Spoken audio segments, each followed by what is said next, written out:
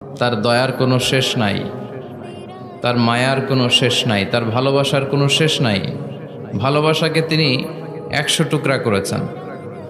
আল্লাহ তাআলা ভালোবাসা তৈরি করার পরে ভালোবাসাকে 100টা টুকরা করেছেন, করে নিজের মধ্যে 99 টুকরা ভালোবাসা তিনি জমিয়ে রেখেছেন, আর 1 টুকরা ভালোবাসা পৃথিবীর সবার মাঝে তিনি ঢেলে দিয়েছেন। ওই 1 টুকরা ভালোবাসার ছিটে ফোঁটা আমি কিছু পেয়েছি, আপনি কিছু পেয়েছেন, আপনারা কিছু পেয়েছেন, সবাই মিলে কিছু না কিছু পেয়েছি। সবাই মিলে কয় টুকরা? আওয়াজ করে বলেন, কয় টুকরা? আর নিজের কাছে তিনি রেখে দিয়েছেন জমা কয় টুকরা? 99 গুণ বেশি ভালোবাসার অধিকারী তিনি। তারপরও দেখবেন আমাদের মাঝেও কত ভালোবাসার উদাহরণ দেখা যায় বিশ্বব্যাপী, গোটা পৃথিবীব্যাপী। ভালোবাসার উপন্যাসের কোনো শেষ নেই। ভালোবাসা নিয়ে নির্মিত রচিত মুভি, ফিল্মের কোনো শেষ নেই। এমনও ফিল্ম মেকার আছে, তারা এমনভাবে ঘটনা পরম্পরাকে শ্রোতাদের কাছে উপস্থাপন করে, আমরা সবাই জানি যে এটা হচ্ছে অ্যাক্টিং, তাই না? অ্যাক্টিং দেখেও আমরা কাঁদি। ভালোবাসার এরকম নমুনা তারা স্থাপন করে। হ্যাঁ, শেষ পর্যন্ত দেখা যায় যে নায়ক নায়িকার ঘটনা এমন পর্যায়ে পরিচালক নিয়ে যায়, মনের অজান্তে আমরা কাঁদি। এই কষ্ট, এই দুঃখ, এই বিরহ দেখে আমরা কাঁদি, কিন্তু আমরা জানি যে it's an acting, it's not the real life. এটা বাস্তব জীবন নয়, এটা নাটক, টাকার বিনিময়ে ওনারা অভিনয় করেন। এই অভিনয় দেখে আমরা কাঁদি। তার মানে ভালোবাসার কি উপমা পরিচালক সিনেমার মধ্যে সেট করেছে, ঠিক কিনা? আবার আইয়ুব বাচ্চু মরার আগে বলে গেছে, সব ভালো তুই একা বাসিস নে, একটু ভালোবাসতে দিস মোরে। তো গোটা বিশ্বব্যাপী ভালোবাসাবাসী। আবার 14 ফেব্রুয়ারি একটা আছে, বিশ্ব ভালোবাসা দিবস আছে, আপনারা পালন করেন? এগুলো করা যাবে? আমাদের জন্য আল্লাহ অনেক দামি দামি সময় রেখেছে। কদরের রাত, লাইলাতুল কদর খায়রুম মিন আলফি শাহর, 1000 মাসের চেয়েও সেরা। কদরের রাতের বারাকা, মার্সি, ব্লেসিংস যদি কেউ হাসিল করতে পারে, 1000 বছর ইবাদত করলে যেই সওয়াব, আল্লাহ ওই পরিমাণ সওয়াব ওই ইবাদতকারীর আমলনামায় লিখে দিবে। কিন্তু বিষ্ণু বলছেন, ফালতামিসু ফিল আশরিল আওয়াখিরি মিনাল ভিতর, রমাদানের শেষ দশকের বেজর রাত্রিতে কদর তালাশ করো। 21, 23, 25, 27, 29 এই 3টা রাতেই আপনাকে সমান তালে ইবাদত করতে হবে। যে কোনো রাতেই কদর হয়ে যেতে পারে, কিন্তু আমরা বাংলাদেশে পালন করি কোন রাত? কথা বলেন। তা আপনি ইবাদত করলেন 27-এর রাতে, ওই বছর কদর হয়ে গেল 29-এর রাতে, যাবেন কই? মান হরিমা ফাকাদ হরিমা, মান হরিমা খায়রাহা ফাকাদ হরিমা। বিষ্ণু বললেন, যে কদরের রাত থেকে বঞ্চিত হলো, এর বরকত থেকে তার চেয়ে কপাল পোড়া মানুষ পৃথিবীতে নাই। এ রাত্রিতে মা আয়েশাকে বিশ্বনবী একটা স্পেশাল দোয়া শিখিয়ে দিয়েছেন, আর বলেছেন, আয়েশা, কদরের রাতে তুমি এই দোয়াটি পড়বে, আল্লাহুম্মা ইন্নাকা আফুন তুহিব্বুল আফওয়া ফাআফু আন্নি। মানে, হে আল্লাহ, আপনি ক্ষমাশীল, আপনি ক্ষমা করাকে পছন্দ করেন। আল্লাহ, আপনি আমাদেরকে ক্ষমা করে দেন। তিনি ক্ষমা করাকে পছন্দ করেন, তিনি মাফ করাকে পছন্দ করেন, তিনি তওবা কবুল করাকে পছন্দ করেন। 24/7 তার দরজাটা খোলা। রাত যত গভীর হয় দোকানপাট বন্ধ হয়, শপিং মলের শাটার বন্ধ হয়, শাটডাউন হয়, সব ক্লোজ হয়ে যায়। আর রাত্রি যত গভীর হয় আল্লাহর রহমতের দরজা তত খুলতে থাকে। এজন্য আপনি যতই পাপ করেন না কেন, যতই অন্যায় করেন না কেন, আল্লাহ বলেন, লা তাইআসু মির রাহিল্লাহ, নেভার গিভ আপ। কখনো হতাশ হয়ো না, কখনো আমার রহমত থেকে নিরাশ হয়ো না। তিনি দয়ার সাগর, তিনি মায়ার সাগর। আপনি কত পাপ করেছেন, কত অন্যায় করেছেন, কত মিথ্যা বলেছেন, কত নামাজ কাজা করেছেন, আপনার পাপ, আপনার অন্যায়, আপনার অপরাধ যদি হয় খালের পানির সমান, বিলের পানির সমান, জেনে রাখবেন আল্লাহর দয়া হচ্ছে সাগরের পানির সমান। আমাদের পাপ, আমাদের অন্যায় যদি হয় পাহাড়ের সমান, আল্লাহর দয়া হচ্ছে আকাশের সমান। লা তাকনাতু মির রাহমাতিল্লাহ, আল্লাহ বললেন, কখনো আমার রহমত থেকে নিরাশ হয়ো না। এজন্য বিপদে আপদে সব সময় আমরা প্রশংসা করব একজনের, চিল্লায় বলতে হবে, তিনি কে? তিনি হচ্ছেন আল্লাহ। তিনি চাইলেই আমাদের সব গুনাহগুলো মাফ করে দিতে পারেন। এখানে আওয়াজ করে কে? কুরসাব গ্রামবাসীর লিডাররা এদিকে নাই, ওদেরকে ধরে নিয়ে আসেন আমার সামনে। আওয়াজ করছে কে? নিয়ে আসেন এখানে, ওদেরকে একটু দেখি, এখানে আনেন। কে আওয়াজ করে ওখানে? এখানে কোরআনের কথা হচ্ছে, কোনো আওয়াজ হবে না, কোনো সাউন্ড চলবে না। আল্লাহর ভালোবাসার কোনো শেষ নাই, তার দয়ার কোনো শেষ নাই। এজন্য আমরা চাইবো শুধুমাত্র একজনের কাছে, তিনি কে? আপনি বিপদে পড়েছেন, আপনার বিপদ থেকে রক্ষা করতে পারে কে? আপনি অসুস্থ, আপনাকে সুস্থ করে দিতে পারে কে? আপনি বিয়ে করেছেন, 10 বছরের দাম্পত্য জীবন, আপনার সন্তান হয়নি, এখন সন্তানটা দিতে পারে কে? নাকি মাজারে গেলে সন্তান পাওয়া যায়? অনেকে মাজারে যে মানত করে সন্তান পাওয়ার আশায়, এরকম লোক আমাদের আশেপাশে আছে না নাই? একটু আকল খাটান আর বুঝবার চেষ্টা করেন। মাজারে গেলে যদি সন্তান হতো, তাহলে গরুর যে বাচ্চা হয়, ছাগলের যে বাচ্চা হয়, ছাগল কোন মাজারে যায়? গরুর যে বাচ্চা হইল, গরু কোন মাজারে যে বাচ্চা পেল? কথা বুঝতে পেরেছেন? তার মানে কোনো মাজার থেকে সন্তান পাওয়া যায় না, কোনো বাবার দরবারে গেলে সন্তান পাওয়া যায় না। কেউ কাউরে কিছু করে দিতে পারে না, করে দিতে পারে একজন, তিনি কে? সব সময় সে আল্লাহর প্রশংসা করার দরকার আছে না নাই? কম কম না বেশি বেশি? আল্লাহর প্রশংসা করতে হবে বেশি বেশি। বিশ্বনবী ঈসা ইসলাম মসজিদে নববীতে একটা হাদিসের বঙ্গানুবাদ শোনাই আপনাদেরকে। তিনি মসজিদে নববীতে নামাজ শুরু করেছেন আল্লাহু আকবার বলে। বিশ্বনবীর মসজিদে নববীর জামাতের পদ্ধতি ছিল, সেখানে আমরা যেমনি আমাদের মসজিদে শুধু পুরুষরা যাই, ওনার মসজিদে শুধু পুরুষরা যেতেন না, নারীরাও যেত। সুবহানাল্লাহ পড়েন। হিজরা, হিজরা চিনেন? ডাক্তারি ভাষায় এদেরকে বলে হার্মোফ্রোডাইট। ডাক্তার যারা আছেন বুঝবেন, হার্মোফ্রোডাইট, বাইসেক্সুয়াল, উভয় লিঙ্গ এরা। এত চমৎকার দৃষ্টিনন্দন জান্নাত আমি তোমাদের জন্য তৈরি করে রেখেছি, ওই জান্নাতের সৌন্দর্য পৃথিবীর কেউ দেখে নাই। কুররাতু আয়ুন, তোমার চক্ষু শীতল করে ফেলবে জান্নাত, দেখলে আপনার চোখ ঠান্ডা হয়ে যাবে। অসাধারণ, amazing, marvellous, genius, awesome, fantastic place, supercalifragilisticexpialidocious. অসাধারণ ভালো, যেটা বর্ণনা দিয়ে বোঝানো সম্ভব না। আমি কোরআনের আলোকে কাছাকাছি একটা চিত্র অঙ্কন করতে পারবো আপনাদের চোখের সামনে, যে জান্নাতটা এইরকম হবে, নাজ নেয়ামতটা, কিন্তু আসল সৌন্দর্য যে কেমন এটা পৃথিবীর কোনো মুফাসসির বলতে পারবে? এজন্য রাব্বুল আলামিন বলেন, আ'আদাতু লিইবাদিয়াস সালিহিনা মা লা আইনুন রাআত, আমার সালেহ বান্দাদের জন্য এমন জান্নাত আমি তৈরি করেছি, যেই জান্নাত পৃথিবীর কোনো মানুষ তার দুটি চোখ দিয়ে দেখে নাই। ওয়ালা উযুনুন সামিআত, জান্নাতের কোনো শব্দ দুনিয়ার মানুষ কান দিয়ে শোনে নাই। ওয়ালা খাতারা আলা কলবি বাশার, জান্নাতের সৌন্দর্য কত চমৎকার হবে মানুষ কল্পনা করেও কোনো কুল কিনারা করতে পারবে না।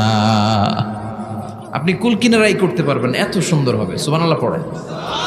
এই পৃথিবীতে যত আর্কিটেক্ট আছে, ডিজাইনার আছে, সব ডিজাইনারদেরকে একসাথে, লক্ষ লক্ষ ডিজাইনারদেরকে একসাথে বসে যদি বলেন যে আপনি জান্নাতের একটা চেয়ারের ডিজাইন করা শুরু করেন, সবার ডিজাইন মিলাইলেও জান্নাতের চেয়ারের ধারে কাছেও যাবে না।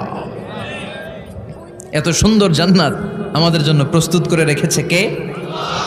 তো আসেন আমরা সবাই মিলে ওই জান্নাতের ভিতরে একটু ঢুকি। ঢুকবেন? সাহস হয়? আমরা যখন কোনো শপিং মলে ঢুকি, কি দিয়ে ঢুকি? গেট দিয়ে ঢুকি। জান্নাতেরও গেট আছে না নাই? কয়টা? মাশাআল্লাহ, 8টা। ইন্নালিল জান্নাতি সামানিয়াতু আবওয়াব, জান্নাতের দরজা মোট 8টা। কয়টা? বিশ্বনবী সাহাবাদেরকে ওয়াজ করতেছেন, শোনো শোনো, জান্নাতের মোট দরজা 8টা। তোমাদের মধ্যকার এমন একজন সাহাবা আছে, সেদিন জান্নাতের 8টা দরজাই তাকে ডাকবে যে আপনি আমার দরজা দিয়ে প্রবেশ করেন। সাহাবারা বললেন, ইয়া রাসূলুল্লাহ, ইয়া হাবিবাল্লাহ, আমাদের মধ্য থেকে ওই সৌভাগ্যবান লোকটাকে একটু বলেন। বিশ্বনবী বললেন, ও আমার প্রাণের সাহাবারা, ওই সৌভাগ্যবান ব্যক্তি হলো আমার হিজরতের দিনের সঙ্গী, আমার বিপদের দিনের সঙ্গী আবু বকর as-সিদ্দিক। ওনার ব্যক্তিত্ব আল্লাহর কাছে এতটাই গ্রহণযোগ্য যে জান্নাতের 8টা দরজাই ওনাকে ডাকবে, আসেন। ওইটা না, ওইটা না, আপনি আমারটা দিয়ে ঢুকেন। সুবহানাল্লাহ পড়েন।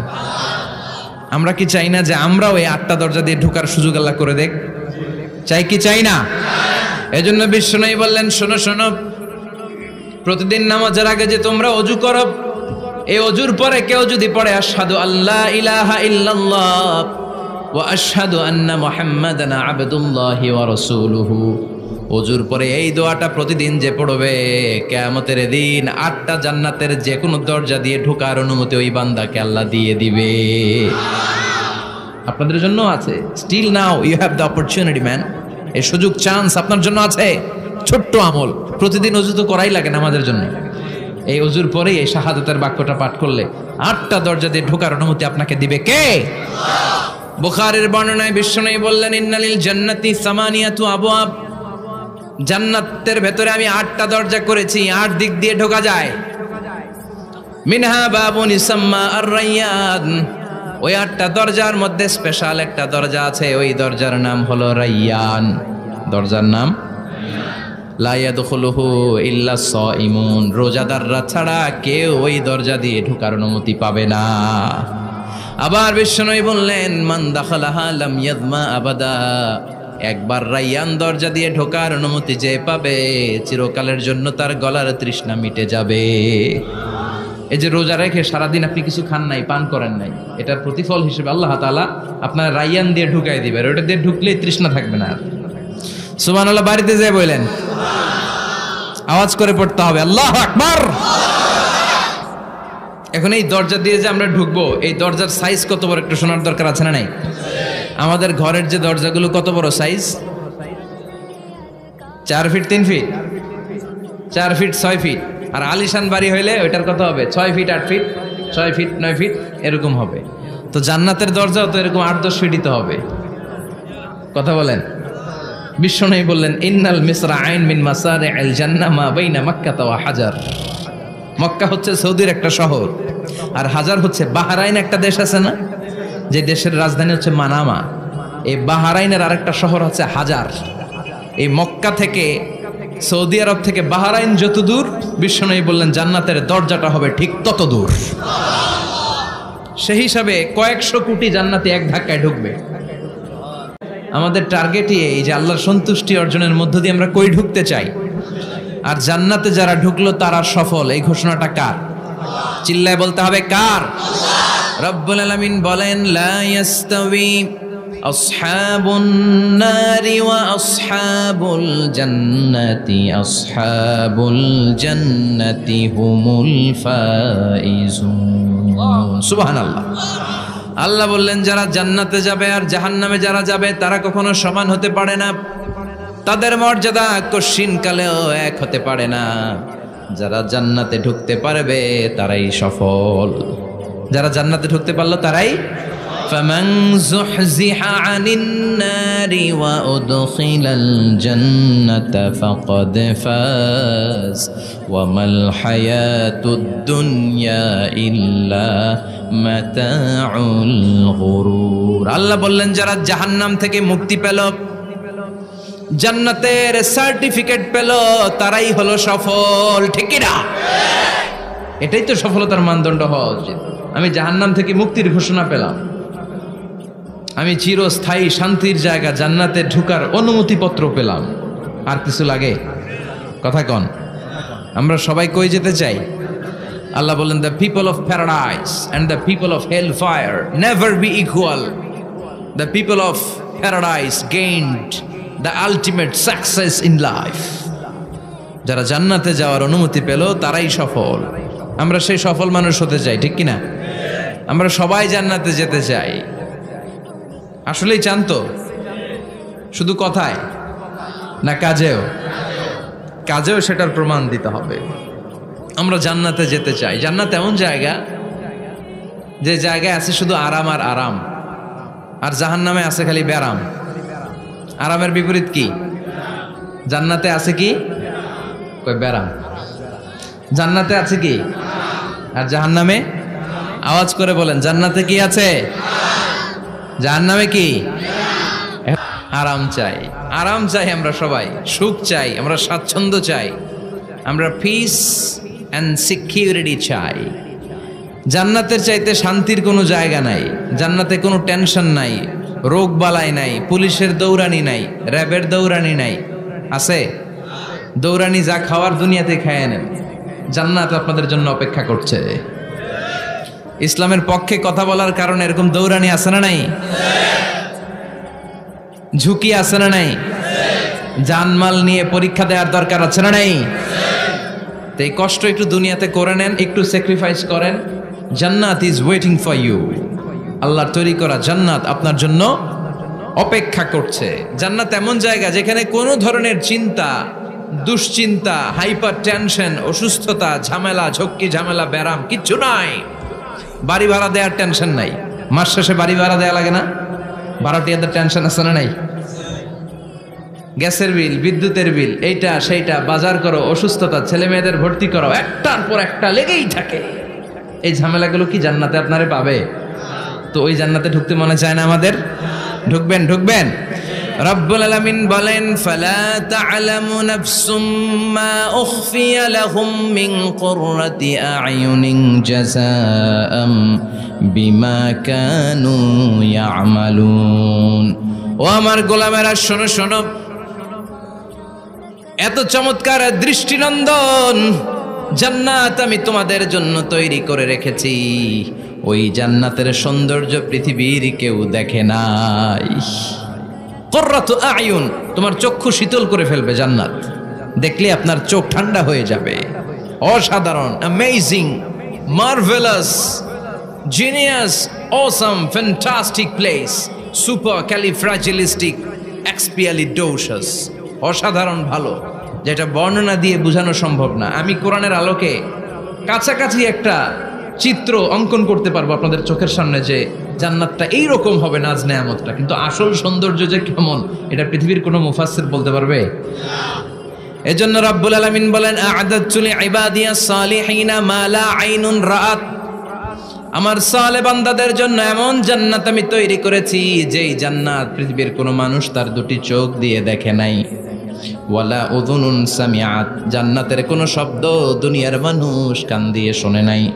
ওয়ালা খাতারা আলা কলবি বাশার, জান্নাতের সৌন্দর্য কত চমৎকার হবে মানুষ কল্পনা করেও কোনো কুল কিনারা করতে পারবে না। আপনি কুল কিনারাই করতে পারবেন, এত সুন্দর হবে। সুবহানাল্লাহ পড়েন। এই পৃথিবীতে যত আর্কিটেক্ট আছে, ডিজাইনার আছে, সব ডিজাইনারদেরকে একসাথে, লক্ষ লক্ষ ডিজাইনারদেরকে একসাথে বসে যদি বলেন যে আপনি জান্নাতের একটা চেয়ারের ডিজাইন করা শুরু করেন, সবার ডিজাইন মিলাইলেও জান্নাতের চেয়ারের ধারে কাছেও যাবে না। এত সুন্দর জান্নাত আমাদের জন্য প্রস্তুত করে রেখেছে কে? তো আসেন আমরা সবাই মিলে ওই জান্নাতের ভেতরে একটু ঢুকি। ঢুকবেন? সাহস হয়? আমরা যখন কোনো শপিং মলে ঢুকি, কি দিয়ে ঢুকি? গেট দিয়ে ঢুকি। জান্নাতেরও গেট আছে না নাই? কয়টা? মাশাআল্লাহ, 8টা। ইন্নালিল জান্নাতি সামানিয়াতু আবওয়াব, জান্নাতের দরজা মোট 8টা। কয়টা? বিশ্বনবী সাহাবাদেরকে ওয়াজ করতেছেন, শোনো শোনো, জান্নাতের মোট দরজা 8টা। তোমাদের মধ্যকার এমন একজন সাহাবা আছে, সেদিন জান্নাতের 8টা দরজাই তাকে ডাকবে যে আপনি আমার দরজা দিয়ে প্রবেশ করেন। সাহাবারা বললেন, ইয়া রাসূলুল্লাহ, ইয়া হাবিবাল্লাহ, আমাদের মধ্য থেকে ওই সৌভাগ্যবান লোকটাকে একটু বলেন। বিশ্বনবী বললেন, ও আমার প্রাণের সাহাবারা, ওই সৌভাগ্যবান ব্যক্তি হলো আমার হিজরতের দিনের সঙ্গী, আমার বিপদের দিনের সঙ্গী আবু বকর সিদ্দিক। ওনার ব্যক্তিত্ব আল্লাহর কাছে এতটাই গ্রহণযোগ্য যে জান্নাতের 8টা দরজাই ওনাকে ডাকবে, আসেন। ওইটা না, ওইটা না, আপনি আমারটা দিয়ে ঢুকেন। সুবহানাল্লাহ পড়েন। আমরা কি চাই না যে আমরাও এই 8টা দরজা দিয়ে ঢোকার সুযোগ আল্লাহ করে দেখ? চাই কি চাই না? এজন্য বিশ্বনবী বললেন, শোনো শোনো, প্রতিদিন নামাজের আগে যে তোমরা ওযু করো, এই ওযুর পরে কেউ যদি পড়ে আশহাদু আল্লা ইলাহা ইল্লাল্লাহ ওয়া আশহাদু আন্না মুহাম্মাদান আবদুল্লাহি ওয়া রাসূলুহু,